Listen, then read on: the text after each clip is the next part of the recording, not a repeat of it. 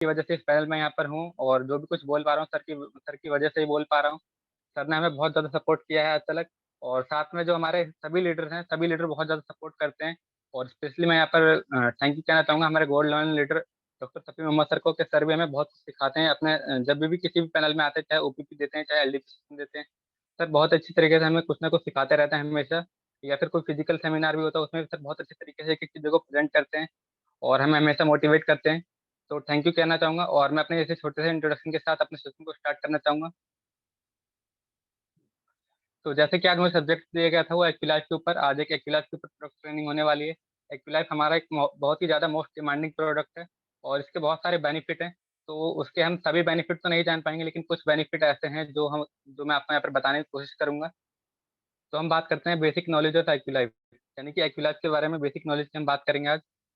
तो यहाँ पर आप देख पा रहे हैं, ये जो आपको स्क्रीन पे आपको पिक्चर शो हो रही है, इसका नाम है एक्विलाइफ डिवाइस, है हमारा मेडिकल डिवाइस है। और इसके अगर हम पूरे नाम की बात करें, जो कि है टियान्स एक्विलाइफ इलेक्ट्रो एक्यूपंक्चर apparatus। और अगर इसकी एमआरपी वैल्यू की बात करें तो वो है 52,203 रुपये। साथ में जो इसकी डिस्ट्रीब्यूटर प्राइस है यानी कि डीपी वैल्यू, वो है 41,762 रुपये। जो आपको इससे बिजनेस वॉल्यूम जनरेट होता है, जिसे हम बीवी कहते हैं, वो है 376.47। और जो आपको यहाँ पर पॉइंट वॉल्यूम जनरेट होता है, जिसे हम पीवी कहते हैं, वो है 556.83। तो यहाँ पर इसके बारे में कुछ नॉलेज थी। और इसके बाद हम बात करते हैं what is in the box, यानी कि जब आप एक्विलाइफ परचेज करते हैं, जब आप 41,762 रुपये पे करते हैं, तब आपको क्या क्या मिलने वाला है। ये एक बहुत ही इंपॉर्टेंट पॉइंट है। तो सबसे पहले आपको मिलता है यहाँ पर इलेक्ट्रो पैच, जो आपको यहाँ पर जो आप किसी पेशेंट के हाथ से चिपकाते हैं, उसे हम इलेक्ट्रो पैच कहते हैं, वो आपको मिलता है। साथ में एक ब्लू पॉइंटर मिलता है, जिससे हम किसी भी पॉइंट पे लगा करके चेक करते हैं, उसे ब्लू पॉइंटर कहते हैं। थर्ड, यहाँ पर आपको कनेक्टर मिलता है, या फिर आप इसे एडेप्टर भी कह सकते हैं, जिससे कि हम इससे पावर सप्लाई से कनेक्ट करते हैं एक्विलाइफ डिवाइस को। और फोर्थ से आता है यहाँ पर हमारे बीच में हैंड चार्ट आता है। और यहाँ पर फिफ्थ है बैटरी थ्री, जिसके आगे लिखा है एन यानी कि नॉट एप्लीकेबल। और जो बैटरी थी कंपनी वो अब नहीं देती, पहले देती थी, लेकिन अब नहीं देती, क्योंकि अभी हर जगह इलेक्ट्रिसिटी उपलब्ध है। लेकिन मैं आप सभी से कहना चाहूंगा, जिनके भी पास एक लाइफ है, वो सभी अपने साथ में एटलीस्ट कम से कम 6 बैटरी जरूर रखें, 6 सेल जरूर रखा करें। और वो सेल जो होनी चाहिए उनकी बढ़िया क्वालिटी की होनी चाहिए, ड्यूरा सेल की सेल वो रख सकते हैं, क्योंकि आपको एटलीस्ट यहाँ पर 6 सेल रखनी है। कई बार क्या होता है, जब आप किसी कैंप वगैरह में होते हैं, या फिर किसी ऐसे ग्रामीण क्षेत्र वगैरह में चले जाते हैं जहाँ पे लाइट की बहुत ज़्यादा समस्या होती है, तो उस केस में आपके पास अगर बैटरीज नहीं होगी तो आपका काम वहाँ पर रुक जाएगा। और अगर आपके पास बैटरी होगी तो आप अपना चेकअप भी कर सकते हैं, साथ में आप अपना थेरेपी भी कर सकते हैं। तो आपको मेरी रिक्वेस्ट है सभी से कि अपने साथ जरूर बैटरी जरूर रखिएगा। कम से कम 6 पीस आपको रखनी चाहिए अपने साथ हमेशा। और साथ में जो इसमें मिलता है आपको वारंटी कार्ड, इसकी 1 ईयर की वारंटी आती है। वो भी मैन्युफैक्चरिंग डिफेक्ट होता है, तो वो आपको यहाँ पर कंपनी रिपेयर करके देती है free of cost with in 1 year. तो अगर हम बात करें इसकी मैन्युफैक्चरिंग की, जो कि designed in Japan and assembled in Taiwan. और इसके बाद है एफडीए एंड पेटेंट नंबर, यानी कि एफडीए क्या होता है, एफडीए है यूएसए की एक ऑर्गेनाइजेशन है, जिसे हम फूड एंड ड्रग एडमिनिस्ट्रेशन कहते हैं। और बिना एफडीए के सर्टिफिकेशन से, चाहे वो कोई भी मेडिसिन हो, चाहे कोई भी एपरेटस हो, किसी भी टाइप की मशीन हो जो कि हेल्थ रिलेटेड हो, वो कभी भी मार्केट में नहीं आ सकती अगर किसी के भी पास एफडीए का लाइसेंस नंबर नहीं है। तो वो कभी भी मार्केट में काम नहीं कर सकती, लीगल तरीके से काम नहीं कर सकती। इलीगल तरीके तो बहुत हैं, लेकिन अगर किसी को भी लीगल तरीके से काम करना है तो उसके पास एफडीए का लाइसेंस नंबर होना बहुत ज़्यादा जरूरी है, जो कि हमारा एक्विलाइफ डिवाइस के पास है। और इसका एफडीए नंबर आप लोग नोट कर सकते हैं, जिसका नंबर है K051197। और इसको आप चाहे तो एफडीए की साइट पर जा करके चेक भी कर सकते हैं। आप वहाँ पर एफडीए लाइसेंस नंबर सर्च करेंगे, उसके बाद अगर आप ये वहाँ पर ये नंबर एंटर करेंगे, तो आपको सारी चीज़ें यहाँ पर खुल करके आ जाएंगी। आपके सामने डिवाइस का नाम खुल के आ जाएगा, मेकर का नाम खुल के आ जाएगा। और इसके अलावा भी आपको बहुत सारी चीज़ देखने के लिए मिल जाएंगी। और साथ में जो है यहाँ पर जो हमारा एक्विलाइट डिवाइस है, इसको बहुत सारे कंट्रीज के पेटेंट नंबर भी मिले हुए हैं।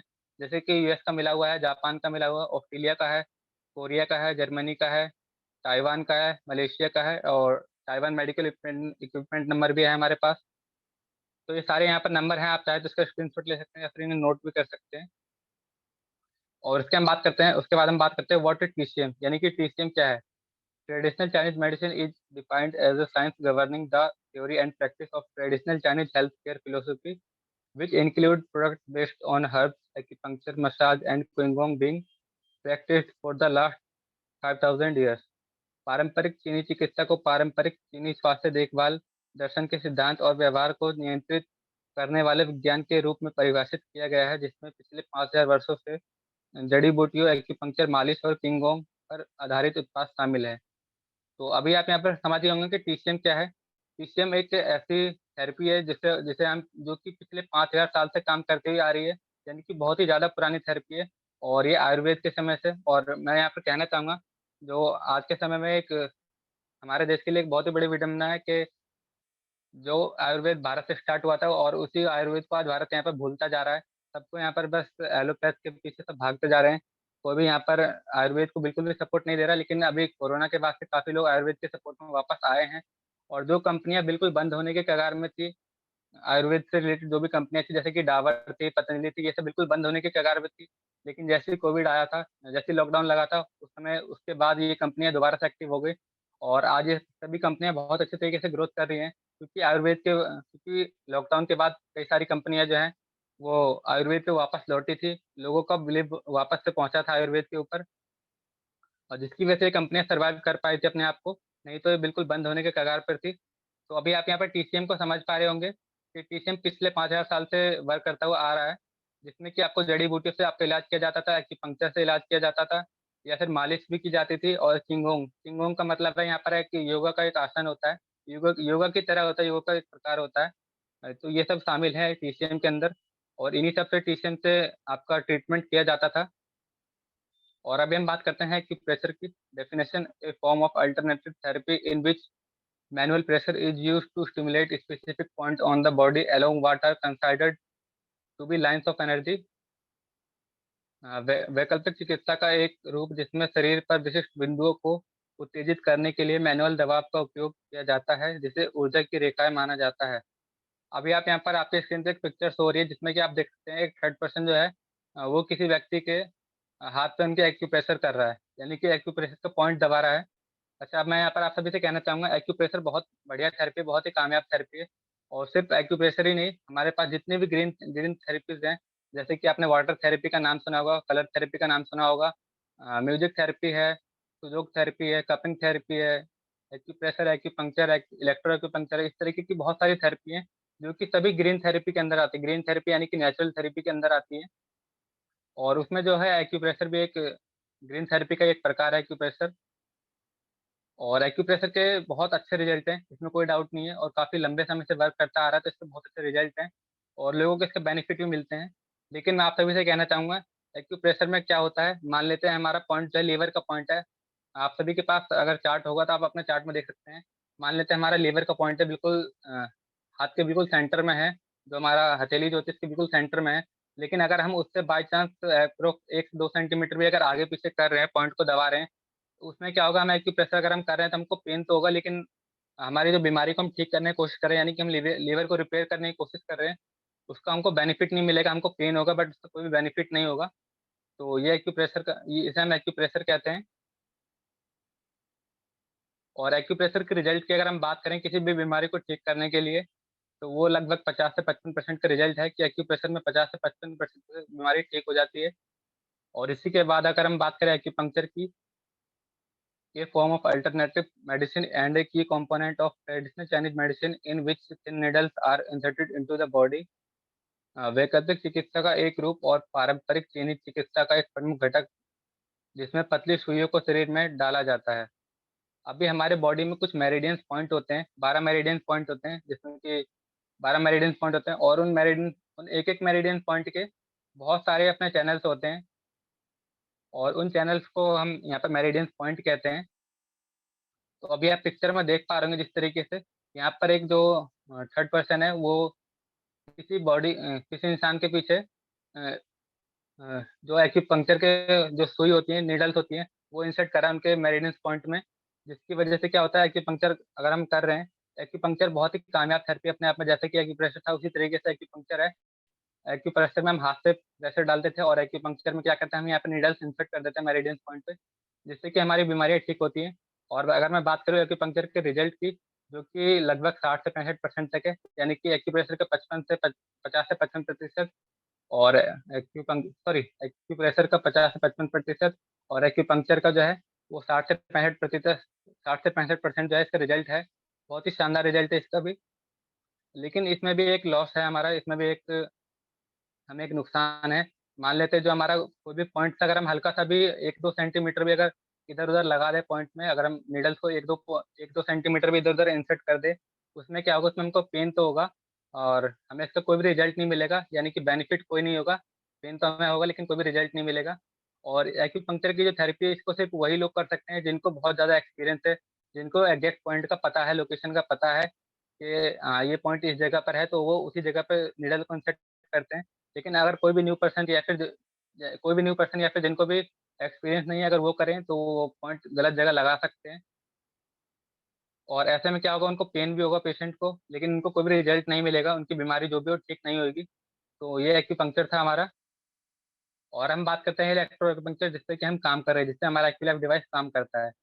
Electro acupuncture is a form of acupuncture where a small electric sensation is passed between pairs of acupuncture pointers. Electro acupuncture acupuncture का एक रूप है जहां एक्यूपंक्चर बिंदुओं के जोड़े के बीच एक छोटी विद्युत संवेदना पारित की जाती है। अभी आप यहाँ पर पिक्चर में देख रहे हैं, ये हमारा ब्लू पॉइंटर है, और इसको जो लोग यहाँ पर आपको तीन बंदे दिख रहे हैं, तीन पर्सन दिख रहे हैं अब इमेज में, और ये सभी अपने हाथ से कर पा रहे हैं। जैसा कि आपने अभी पिछले दो पिक्चर्स में देखा था एक्यूप्रेशर एक्यूपंक्चर, उसमें क्या हुआ था, उसमें कोई थर्ड पर्सन किसी के एक्यूप्रेशर के पॉइंट प्रेस कर रहा है, कोई नीडल लगा रहा है। लेकिन यहाँ पर क्या है, अगर आपके पास हमारा एक्यूलाइफ डिवाइस है तो आप अपनी बीमारी को खुद ठीक कर सकते हैं। आप अपने आप कर सकते हैं बिना किसी की मदद के। और यहाँ पर सिर्फ आप अपने आप को नहीं, अपनी पूरी फैमिली को, अपने पूरे जो भी आपके संपर्क में लोग हैं, आप यहाँ पर अपना सेंटर खोल करके यहाँ पर लोगों को ट्रीटमेंट कर सकते हैं। इसके बहुत सारे बेनिफिट हैं। और अगर मैं बात करूँ इलेक्ट्रो एक्यूपंक्चर के रिजल्ट की, जो कि इससे पहले मैं बात करूँ इलेक्ट्रो एक्यूपंक्चर इंडिया में कब आया था, इंडिया में इसको आए हुए लगभग 7 से 8 साल हो चुके हैं। इंडिया में, ये वर्ल्ड में तो बहुत बहुत पहले से काम कर रहा है इलेक्ट्रो एक्यूपंक्चर, लेकिन इंडिया में आए हुए इसको भी 7 से 8 साल हो चुके हैं। और ये बहुत अच्छे तरीके से काम कर रहा है, और इसका जो रिजल्ट का रेशियो है वो लगभग 90 से 95% है, यानी कि किसी भी बीमारी को ठीक करने में 90 से 95% तक कामयाब है हमारा इलेक्ट्रो एक्यूपंक्चर की जो थेरेपी है। और और जैसे कि एक्यूप्रेशर और एक्यूपंक्चर में आपने देखा था कि अगर हम किसी भी पॉइंट से हल्का सा भी आउट लगाएं तो उसमें हमको बेनिफिट नहीं होता, बट हमको पेन होता है। लेकिन अगर हमारे पास ब्लू पॉइंटर है हमारा एक्यूलाइफ का, यानी कि इलेक्ट्रो अगर हम थेरेपी यूज कर रहे हैं, इसमें क्या होगा, जैसे कि मैंने आपको कहा था लीवर के पॉइंट पर अगर हम दबाएं और अगर हमने हल्का सा भी आउट दबाया तो उसमें हमको रिजल्ट नहीं मिलेगा। लेकिन अगर हमारे पास ब्लू पॉइंटर है, अगर हम इसको लीवर के पॉइंट की जगह पर हल्का सा आउट भी लगाते हैं, तो ये क्या करेगा, इसमें एक इलेक्ट्रोमैग्नेटिक वेव होती है। इससे क्या होती है, इससे अगर हम लीवर के पॉइंट से आउट भी लगा रहे हैं तो भी ये हमारे लीवर को पॉइंट को कवर कर लेगा और लीवर को भी रिपेयर करेगा।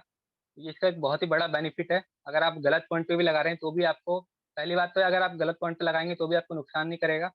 और अगर आप सही पॉइंट पे लगा रहे हैं तो आपको बेनिफिट तो होगा, इस बात की पूरी गारंटी है। लेकिन इसका आपको कोई भी लॉस नहीं है, कोई भी नुकसान नहीं है इसका।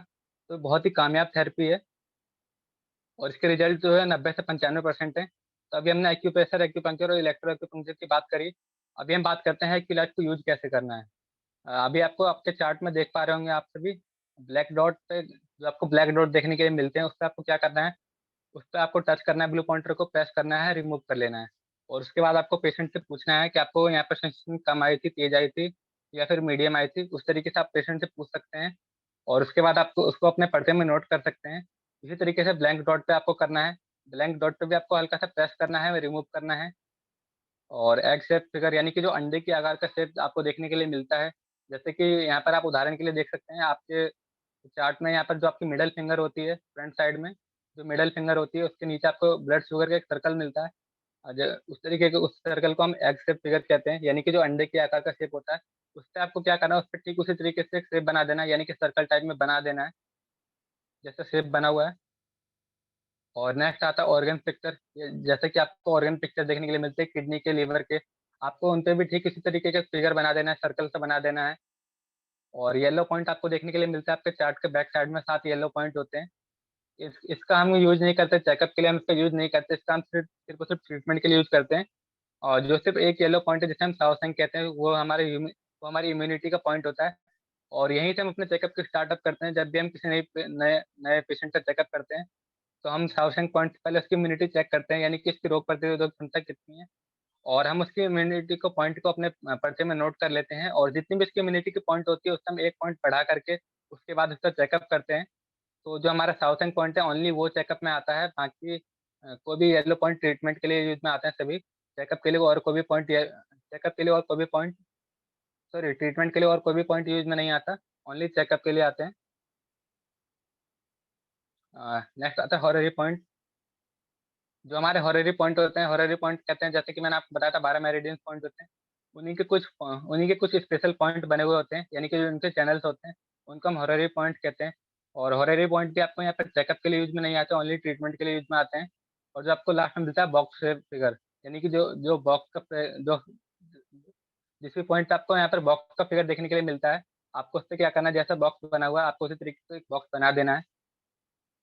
और उसके बाद आप नोट कर सकते हैं डायरी में, माइंड में आप अपने पर्चे में नोट कर सकते हैं। और इसके बाद आता है पॉइंट फॉर अटेंशन, यानी कि आपको कौन कौन से पॉइंट को ध्यान में रखना है।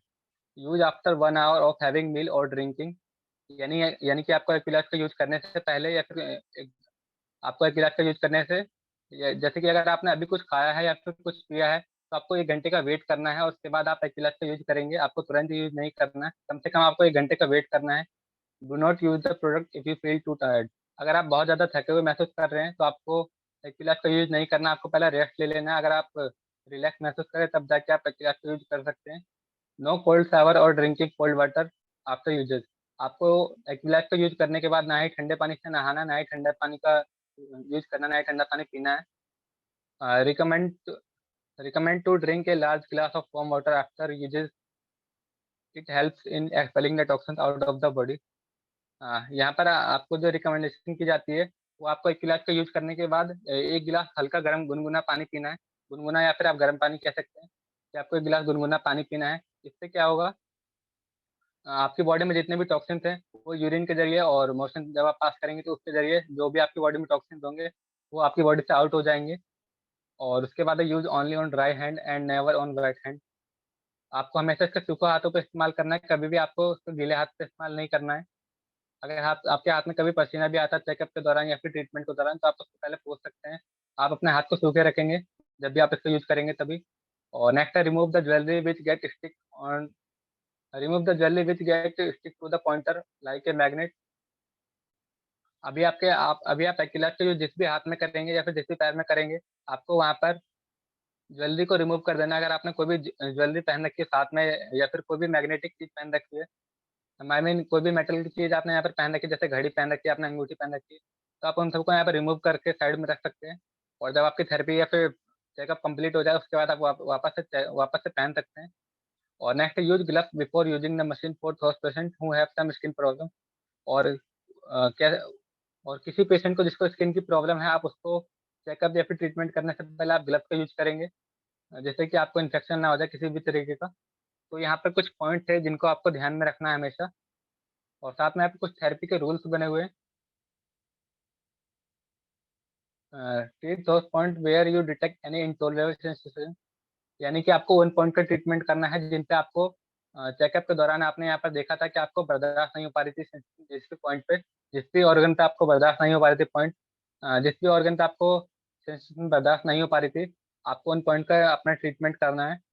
और सेकंड है each patient should be given maximum 2 hours of therapy in the span of 24 hours, यानी कि आप एक पेशेंट पे मैक्सिमम अधिकतम 2 घंटे का आप एपिलेक्स यूज कर सकते हैं। 24 घंटे के अंदर आप मैक्सिमम 2 घंटे का ही यूज कर सकते हैं, इससे ज़्यादा आप यूज नहीं कर सकते। A single point should be given maximum 15 minute of therapy in a single day, आप एक दिन में एक्यूलाइफ एक सिंगल पॉइंट को एक दिन में 15 मिनट से ज़्यादा थेरेपी नहीं कर सकते। अगर आप ऐसा करते हैं तो उसका कोई भी बेनिफिट आपको नहीं मिलेगा। तो आपको मैक्सिमम 15 मिनट ही करना है एक सिंगल पॉइंट पे सिंगल डे में, उससे ज़्यादा नहीं करना है। और फोर्थ है either 5 days therapy and 6 day of और 15 days therapy and 3 day of. यहाँ पर आप दो तरीके के कॉम्बिनेशन बना सकते हैं। पहला है कि आप यहाँ पर पेशेंट को 5 दिन कंटिन्यू थेरेपी दे दें और उसके बाद आप उनको छठा दिन जो है वो उनका ऑफ कर दें, यानी कि बंद कर दें, आपको छठे दिन थेरेपी नहीं देनी है। या फिर आप 15 दिन कंटिन्यू थेरेपी करके 3 दिन का छुट्टी दे सकते हैं, 3 दिन का आप उनको एक क्लास का यूज नहीं कराएंगे, आप उनको बाकी चीज़ों को यूज करा सकते हैं, लाइक उनको बीसीएम हेड केयर का यूज करा सकते हैं। लेकिन आप एक्टिव लाइफ का यूज 15 दिन के बाद 3 दिन के आप उनको गैप दे देंगे और 3 दिन के बाद आप उनको दूसरे सेशन स्टार्ट कर सकते हैं। तो यहाँ पर ये कुछ थेरेपी के रूल्स हो गए जिनको हम सभी को फॉलो करना है। और फॉरबिडन एंड वार्निंग्स, यानी कि जिन लोगों का आपको यूज नहीं करना है, यहाँ पर कुछ चेतावनियां दी गई हैं, आपको उनको ध्यान में रखना है हमेशा। पहला है पेसमेकर यूजर, यानी कि जिनको भी पेसमेकर डिवाइस लगा है उनकी बॉडी में, आपको उन पे एक्विलाइफ का यूज़ नहीं करना है। सेकंड है प्रेग्नेंट वुमेन, यानी कि जो गर्भवती महिला है आपको उसका एक्विलाइफ का यूज़ नहीं करना है। थर्ड है इन्फेंट चाइल्ड, यानी कि जो बहुत ज़्यादा छोटे बच्चे हैं, जो 3 साल से कम के बच्चे हैं, आपको उसका एक्विलाइफ का यूज़ नहीं करना है। फोर्थ है विशियस ट्यूमर, यानी कि जिनको किसी भी तरीके का ट्यूमर हो, आपको उसका एक्विलाइफ का यूज़ नहीं करना है। सिर्फ़ और सिर्फ़ आपके यहाँ पर जो ब्रेस्ट ट्यूमर होता है, आप उसे ट्रीटमेंट कर सकते हैं, लेकिन उसके लिए भी कुछ कंडीशंस होती हैं। और यहाँ पर जो है हेमोरेजिक टेंडेंसी, यानी कि जिनको किसी भी तरीके का लंग्स का इन्फेक्शन होता है, आप उन पे एक्टिलाइफ का यूज़ नहीं करेंगे। यहाँ पर नेक्स्ट है ट्यूबरक्लोसिस, यानी कि जिनको टीबी की बीमारी होती है, आपको उन पे एक्टिलाइफ का यूज़ नहीं करना है। सेवंथ है यहाँ पर क्रोनिक एल्कोहलिक, जो लोग बहुत ज़्यादा शराब पीते हैं, जो लोग बहुत ज़्यादा नशा करते हैं, या फिर जो लोग चेन स्मोकर होते हैं, बहुत ज़्यादा स्मोकिंग करते हैं, लगातार स्मोकिंग करते हैं, आपको उन पे भी यूज़ नहीं करना है एक्टिलाइफ का। बैंड वर्ड्स, यानी कि कुछ वर्ड्स ऐसे दिए गए हैं सिस्टम की तरफ से, जो कि आपको यूज़ नहीं करने हैं, जो कि बैन है पूरी तरीके से। और पहला वर्ड है कैंसर, आपको बिल्कुल भी कभी भी पेशेंट को चेकअप के दौरान ये नहीं बोलना, या फिर ट्रीटमेंट के दौरान ये नहीं बोलना कि आपको कैंसर है, या फिर आपका ये ऑर्गन या फिर आपको करंट लग रहा है, या फिर आपका ये ऑर्गन खराब हो गया है। आपको इन 3 वर्ड का यूज़ कभी भी नहीं करना है, ये आपको हमेशा ध्यान रखना है। और उसके बाद आता है हमारा डायग्नोस्टिक का मेथड, जो कि बहुत ही इंपॉर्टेंट मेथड है। आप सभी को यहाँ पर ध्यान से सुनना है। जो यहाँ पर फर्स्ट स्टेप आता है, first the patient has to tell us about our treatment. आपको सबसे पहले क्या करना है, किसी भी पेशेंट को चेकअप करने से पहले आपको यहाँ पर ध्यान देना है कि आपको आपके सामने जो भी पेशेंट आता है, न्यू पेशेंट आता है, आपको सबसे पहले अपने ट्रीटमेंट के बारे में बताना है कि आपका ट्रीटमेंट क्या है, इसका बैकग्राउंड क्या रहा है, और किस तरीके से वर्क करता है। आपको ये सारी चीज़ें उनको पेशेंट को बतानी है। और सेकंड स्टेप आता है यहाँ पर, now convince the patient for checkup. Second step है, अगर आपने पेशेंट को बता दिया है कि हमारा ट्रीटमेंट कुछ इस तरीके का है और ये इस तरीके से वर्क करता है, तो सेकंड स्टेप में आपको क्या करना है, यहाँ पर आपको अपने पेशेंट को कन्विंस करना है, क्योंकि अगर आप उनको कन्विंस नहीं कर पाएँगे, तो जैसे आप उनका चेकअप करने जाएँगे, वो अपना हाथ बार-बार पीछे खींचेंगे, और कई बार आपका एक्यूलेट डिवाइस डैमेज भी हो सकता है। तो इसलिए आपको क्या करना है, आपको सेकंड स्टेप को यहाँ पे ज़रूर फॉलो करना है, कि आपको सबसे पहले अपने पेशेंट को कन्विंस करना है, आप उनको आपको बताना है कि आपको यहाँ पर कुछ वाइब्रेशन या फिर सेंसेशन टाइप में महसूस होगी। इसे कई लोग करंट कहते हैं, तो आपको यहाँ पर करंट का यूज़ नहीं करना है। और अगर सामने वाला पेशेंट आपको कहता भी है कि करंट है, तो आप उनको बताएँगे कि करंट नहीं है और ये वाइब्रेशन है। तो आप इस तरीके से आप उनको कन्विंस कर सकते हैं पेशेंट को अपने। और जो थर्ड स्टेप है यहाँ पर, अगर आपने अपने पेशेंट को कन्विंस कर लिया है, तो आप अपना चेकअप को स्टार्ट कर सकते हैं। ये तीनों स्टेप आपको फॉलो करने हैं। और इसके बाद आपको यहाँ पर एक्टिलास का एक हैंड चार्ट देखने के लिए मिलता है। जो लोग चाहें इसका स्क्रीनशॉट ले सकते हैं। यहाँ पर शायद सभी को क्लियर होगा चार्ट, जो लोग चाहें इसका स्क्रीनशॉट ले सकते हैं। यहाँ पर सभी ने स्क्रीनशॉट ले लिया होगा, तो अभी मैं आगे बढ़ना चाहता हूँ। यहाँ पर पहला है लंग्स रिलेटेड डिजीज़, यानी कि जो मेरा चेकअप का मेथड है, ये सभी का अलग-अलग हो सकता है।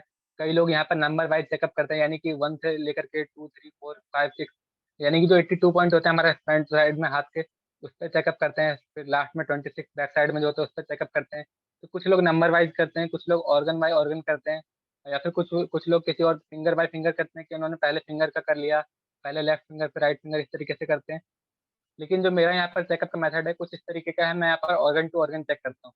यानी कि हम किसी भी एक ऑर्गन को ले लेते हैं, जैसे किडनी को ले लेते हैं।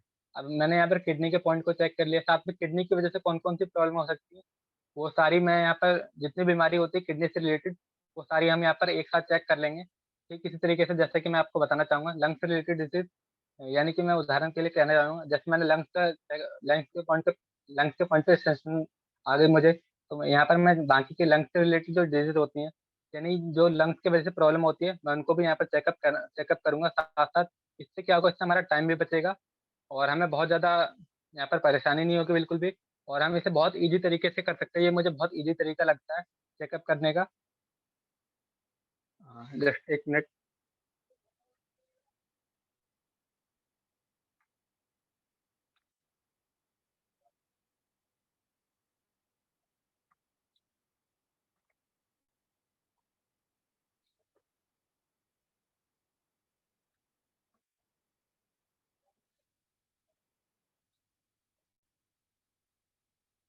तो जैसा कि मैंने यहाँ पर आप सभी को कहा कि पहले मैं लंग्स से स्टार्ट कर रहा हूँ यहाँ पर। तो जैसा कि हम मानते हैं किसी के हमने लंग्स के पॉइंट पे पॉइंटर को लगाया, और अगर उसको वाइब्रेशन आती है लंग्स के पॉइंट पे, तो लंग्स की वजह से जो प्रॉब्लम हो सकती है हम उन सभी को चेक कर लेंगे। जैसे पहला यहाँ पर ब्रेथलेसनेस, यानी कि जो सांस फूलने के पॉइंट है हम उन सभी पॉइंट को एक साथ चेक कर लेंगे। सेकंड है अस्थमा का पॉइंट, यानी कि जो किसी को अगर दमे की बीमारी है तो हम उसे भी चेक कर लेंगे साथ साथ लंग्स के साथ ही। निमोनिया की बीमारी है किसी को, हम वो भी चेक कर लेंगे। ब्रोंकाइटिस है, ब्रोंकाइटिस यानी कि कई लोग होते हैं जो सांस लेते हैं कभी कभी तो उनकी सांस में एक खड़खड़ की हल्की सी खड़खड़ाहट की आवाज़ सी आती है, उसे हम ब्रोंकाइटिस कहते हैं, तो आप उसे चेक कर सकते हैं। नेक्स्ट है साइनसाइटिस, या फिर जिसे हम साइनस भी कहते हैं या फिर नाक की हड्डी बढ़ना कहते हैं, आप उसे भी चेक कर सकते हैं लंग्स के पॉइंट के साथ ही। और फिर स्मोकिंग, जो लोग स्मोकिंग करते हैं उनको भी जो लोग स्मोकिंग करते हैं उनको भी लंग्स के पॉइंट पे सेंसिंग आती है, तो आप उनसे पूछ भी सकते हैं कि आप स्मोकिंग करते हैं। और सेवंथ है कफ एंड रेस्पिरेटरी डिस्ट्रेस, यानी कि किसी को खांसी होती है या फिर सांस लेने में तकलीफ होती है, तो उसको भी आप लंग्स के पॉइंट के साथ ही चेकअप कर सकते हैं। और किडनी रिलेटेड डिजीज, यानी कि अब गुर्दे की वजह से क्या क्या समस्या हो सकती है, हम वो सारी चीज़ें एक साथ चेक कर लेंगे। जैसे कि हमने किडनी के पॉइंट पे पॉइंटर को लगाया और उसके बाद अगर उनको वाइब्रेशन आती है किडनी के पॉइंट पे, तो हम यहाँ पर चेक करेंगे सबसे पहले उनका हाइपरटेंशन, यानी कि उनको हाई बीपी की प्रॉब्लम नहीं है, हम उनको हाइपरटेंशन पॉइंट चेक कर लेंगे। और सेकंड पॉइंट चेक करेंगे लो वाटर इंटेक, यानी कि हम उनसे पूछ सकते हैं कि आप पानी का यूज कम करते हैं। कई बार क्या होता है अगर पेशेंट पानी का यूज कम करेगा यानी कि लो वाटर इंटेक करेगा, तो उनको भी किडनी के पॉइंट पे टेंशन आती है। थर्ड है केएफटी डी रेंज, केएफटी यानी कि किडनी फंक्शन टेस्ट जिसे हम कहते हैं, वो आउट ऑफ रेंज हो जाता है जिसे हम डी रेंज कहते हैं। यानी कि रेंज से बाहर, या तो कोई भी उसमें उसमें कोई भी जो ब्लड केमिकल है, जैसे कि यूरिक एसिड है, पोटेशियम है, यूरिया है, ये सब क्या है, ये सब ब्लड केमिकल्स हैं। और ये सब अगर अपनी रेंज से बाहर चले जाए, रेंज से बाहर का मतलब या तो वो जो उनकी नॉर्मल रेंज होती है उससे कम हो जाए या फिर ज़्यादा हो जाए, तो उसे हम केएफटी डी रेंज कहते हैं। और अगर किसी पेशेंट की केएफटी डी रेंज होगी तो उनको भी किडनी के पॉइंट पे आती है। और फोर्थ है किडनी स्टोन, यानी गुर्दे की पथरी, अगर किसी को गुर्दे की पथरी होती है तो उनको भी किडनी के पॉइंट पे सेंसेशन आती है। फिफ्थ है प्रोस्टेट ग्लैंड एनलार्ज, यानी कि जब किसी भी मेल की प्रोस्टेट की ग्रंथि बढ़ जाती है तो उनको किडनी के पॉइंट पे सेंसेशन आएगी, और साथ साथ उनको प्रोस्टेट के पॉइंट पे भी सेंसेशन आती है। और ठीक इसी तरीके से जब किसी फीमेल को यूरिनरी ट्रैक्ट इन्फेक्शन होता है, यानी कि जिसे हम यूटीआई कहते हैं, यूटीआई होता है, तो उनको भी किडनी के पॉइंट पे सेंसेशन आती है। और साथ साथ जो यहाँ पर फीमेल के ऑर्गन होते हैं उनको भी उन पे, जो फीमेल के ऑर्गन पॉइंट होते हैं उन पे भी सेंसेशन आती है। तो ये किडनी से रिलेटेड डिजीज हो गई हमारी सारी। और इसके बाद हम बात करें स्टमक रिलेटेड डिजीज, यानी कि हमारे पेट की वजह से हमें कौन कौन सी समस्या हो सकती है, कौन कौन सी प्रॉब्लम हमें हो सकती है, कौन कौन सी बीमारी हो सकती है। तो पहला यहाँ पर small and large intestine infection, यानी कि छोटी और बड़ी आंत का संक्रमण, इसमें आपको इन्फेक्शन हो सकता है छोटी और आपकी बड़ी आंत में। और सेकंड है गैस्ट्राइटिस, यानी कि गैस बनना। कई सारे पेशेंट को गैस बनती है तो उनको गैस्ट्राइटिस के पॉइंट पे साथ साथ स्टमक के पॉइंट भी आती है, स्टमक का जो ऑर्गन है उस पे भी सेंसेशन आती है। थर्ड है कॉन्स्टिपेशन, जिनको कब्ज रहती है बहुत ज़्यादा, उनको भी स्टमक के पॉइंट पे सेंसेशन आएगी, साथ साथ कॉन्स्टिपेशन के पॉइंट पे भी आती है। फोर्थ है हेमोरॉइड, या जिसे हम बवासीर कहते हैं या फिर पाइल्स भी कहते हैं हेमोरॉइड को, तो जिनको पाइल्स होगी उनको भी स्टमक के पॉइंट पे सेंसेशन आती है। फिफ्थ है पेप्टिक अल्सर, जिनको पेट में छाले हो जाते हैं, छोटे छोटे छाले हो जाते हैं, तो उनको भी स्टमक के पॉइंट पे सेंसेशन आती है। फिफ्थ यहाँ पर गैस्ट्रिक अल्सर, यानी कि जिसको किसी तरीके का जो पेप्टिक अल्सर होता है जब वो अपना बड़ा रूप ले लेता है, अगर हम पेप्टिक अल्सर का सही सही समय पे इलाज नहीं करें तो वो अपने आप में, जब वो उसका साइज बढ़ जाता है तो वो गैस्ट्रिक अल्सर हो जाता है। और जब गैस्ट्रिक अल्सर हो जाता है, यानी कि जो पेप्टिक अल्सर होते हैं जब उनका साइज बढ़ जाता है तो उसे हम गैस्ट्रिक अल्सर कहते हैं। और जिनको गैस्ट्रिक अल्सर होता है उनको स्टमक के पॉइंट पे भी सेंसेशन आती है। सेवंथ है लॉस ऑफ एपेटाइट, यानी कि भूख ना लगना या फिर टाइम पे खाना ना खाना। तो जो लोग टाइम पे खाना नहीं खाएंगे या फिर जिनको भूख नहीं लगती, लॉस ऑफ एपेटाइट होता है, उनको भी स्टमक के पॉइंट पे सेंसेशन आती है। एट है एब्डोमिनल डिस्टेंशन, यानी कि पेट फूलना, जिनको जिन जो लोग कई सारे लोग होते हैं जो कहते हैं यहाँ पर मेरा पेट फूल रहा है, मुझे कुछ खाने का मन नहीं कर रहा है, इस तरीके से जो लोग, कई लोग कहते हैं, उसे हम एब्डोमिनल डिस्टेंशन कहते हैं। और उसे हम जिन लोगों को एब्डोमिनल डिस्टेंशन होता है उनको स्टमक के पॉइंट पे सेंसेशन आती है। नाइन्थ स्टमक एक, यानी कि जिनको पेट का दर्द होता है उनको भी स्टमक के पॉइंट पे सेंसेशन आती है। लीवर रिलेटेड डिजीज, यानी कि यकृत की वजह से क्या क्या समस्या हो सकती हैं। पहला है यहाँ पर फैटी लीवर, जो कि कॉमन है, आज के टाइम में मैक्सिमम लोगों का लीवर फैटी है। तो आप यहाँ पर लीवर के पॉइंट के साथ आप उनको बता सकते हैं कि आपका फैटी लीवर है, इस तरीके से आप बता सकते हैं। जो सेकंड है यहाँ पर लीवर इन्फेक्शन, लीवर में किसी भी तरीके का इन्फेक्शन होगा तो भी उनको लीवर के पॉइंट पे समझ आती है। थर्ड है डाइजेशन डिसऑर्डर, यानी कि किसी को भी पाचन क्रिया में समस्या है, किसी को भी अगर खाना सही से नहीं पच पाता, डाइजेस्ट नहीं हो पा रहा है, तो वो भी लीवर की वजह से होता है। तो आप उनको बता सकते हैं। यानी कि किसी को डाइजेशन डिसऑर्डर है तो उनको भी लीवर का पॉइंट आती है। फोर्थ है वॉमिटिंग, यानी कि किसी को उल्टी होना, तो वो भी कहीं ना कहीं लीवर के इन्फेक्शन की वजह से ही होता है। जिन लोगों को बहुत ज़्यादा उल्टी आती है, रेगुलर बेसिस पे, डेली बेसिस पे भी आती है, तो वो कहीं ना कहीं लीवर के इन्फेक्शन की वजह से होता है। तो आप उस पर लीवर का ट्रीटमेंट भी कर सकते हैं, और साथ साथ ऐसा अगर हो रहा है तो आपको वहाँ पर लीवर के पॉइंट भी देखने के लिए जरूर मिलेगी। और नेक्स्ट है यहाँ पर हार्ट रिलेटेड डिजीज, यानी कि हमारा जो हृदय, हार्ट की वजह से क्या क्या प्रॉब्लम हो सकती है, हमें कौन कौन सी बीमारी हो सकती है हमारे हार्ट की वजह से।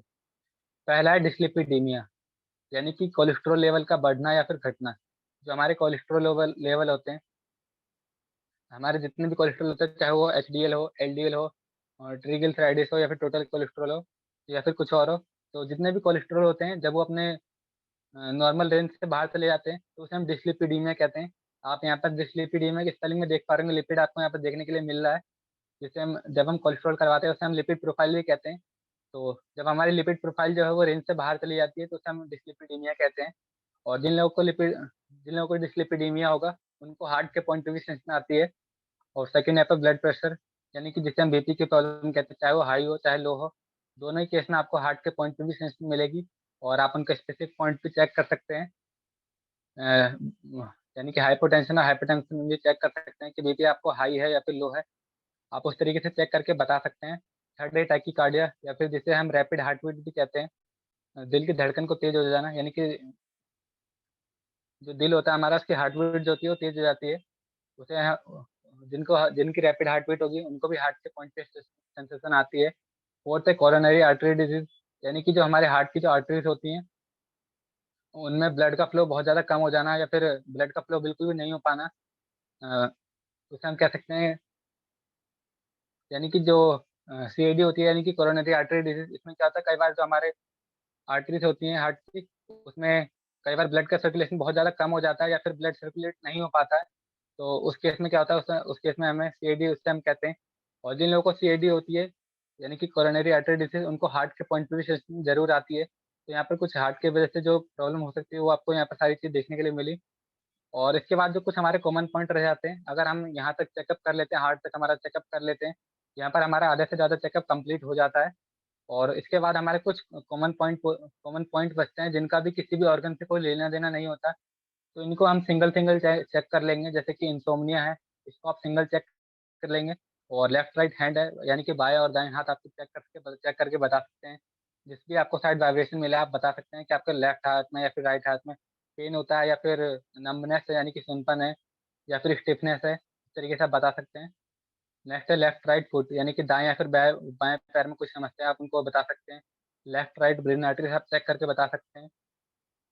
लेफ्ट राइट आप आइस चेक करके बता सकते हैं, आपके बाएं आंख में या फिर दाएं आंख में पानी आता है, या फिर खुजली होती है आपकी आंखों में, या फिर आपकी नज़र कमजोर है, इस तरीके से आप बता सकते हैं। लेफ्ट राइट ईयर, यानी कि दाएं और बाएं कान में आप बता सकते हैं कि आपको कान में किसी तरह की घंटी बजना सुनाई देता है, या फिर कान में दर्द होता है, या फिर कान से लिक्विड बाहर आता है। आप ये सब चीज़ें चेक करके बता सकते हैं। नेक्स्ट है यहाँ पर अपर लोअर टीथ, यानी कि ऊपर वाले और नीचे वाले दांत में किसी भी तरीके से पेन हो रहा है, या फिर मसूड़े फूल रहे हैं, तो आप उस केस में भी आपको यहाँ पर टीथ के पॉइंट पे सेंसन आती है, आप ये भी चेक करके बता सकते हैं। नेक्स्ट है स्वेलिंग, यानी कि सूजन का पॉइंट, अगर पूरे बॉडी में कहीं पे भी सूजन होती है, तो उस केस में स्वेलिंग के पॉइंट पे सेंसन आती है।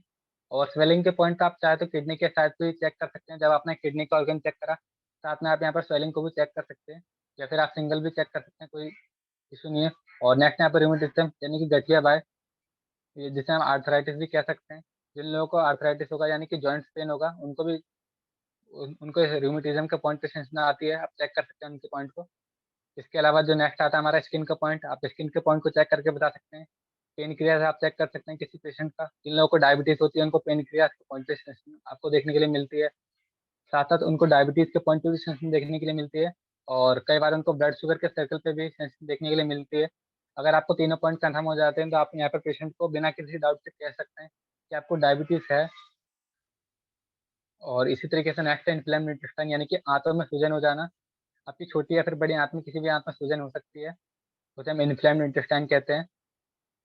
आप उसे चेक कर सकते हैं। नेक्स्ट यहाँ पर थायराइड ग्लैंड, यानी कि आप थायराइड आप यहाँ पर चेक कर सकते हैं पेशेंट को कि हाइपोथायराइडिज्म है या फिर हाइपरथायराइडिज्म है, यानी कि पतले होने वाला थायराइड है या फिर मोटे होने वाला थायराइड है, आप उनको चेक करके बता सकते हैं।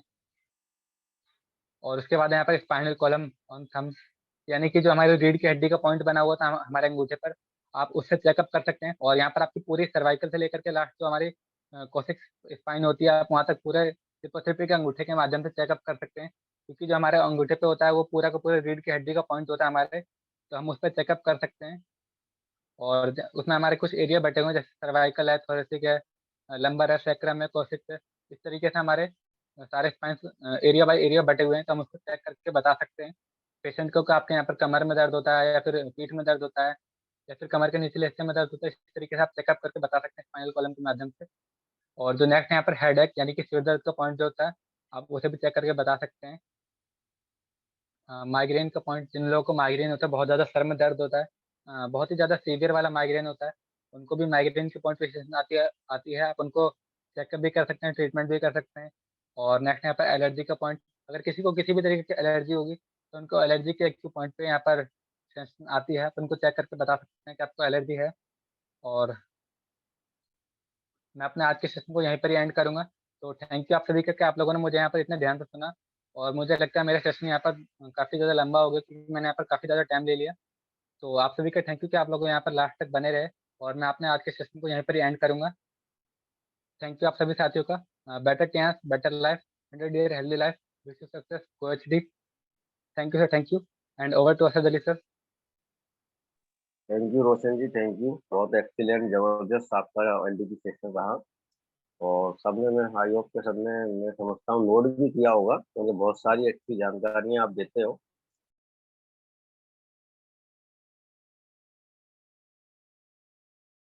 बज के 21 मिनट हो रहे हैं, कोई दिक्कत नहीं है, आपने सही समय पे सेशन अपना एंड कराए। तो थैंक यू रोशन जी। और आगे मैं देख रहा हूँ कि हमारे ग्रेट अपलाइन शफीक सर एकदम रेडी हैं। तो सर मैं पूछना चाहूंगा, आप आगे चलेंगे या मैं ही आगे एलडीपी करूँ? आप बता सकते हैं सर, आप कुछ कहना चाहते हैं? Shafiq Mohammad sir, over to you sir. Good morning sir, good morning. Good morning sir, आगे आप कुछ। Thank you very much, thank you very much Asad Ali ji, thank you very much. आपकी होस्टिंग बहुत शानदार रही और आज के सेशन बहुत शानदार रहे। कोमल चौहान जी का wish you success go HD वाला बहुत अच्छा लगता है उनका, कि वो जहाज उड़ाती है इस तरीके से you go HD. Thank you very much Komal ji, आपका सेशन बहुत ही शानदार रहा, पूरे कॉन्फिडेंस के साथ था। और रोशन जी का सेशन बहुत शानदार होता है, पूरी रिकॉर्डिंग हमने की है अभी इस सेशन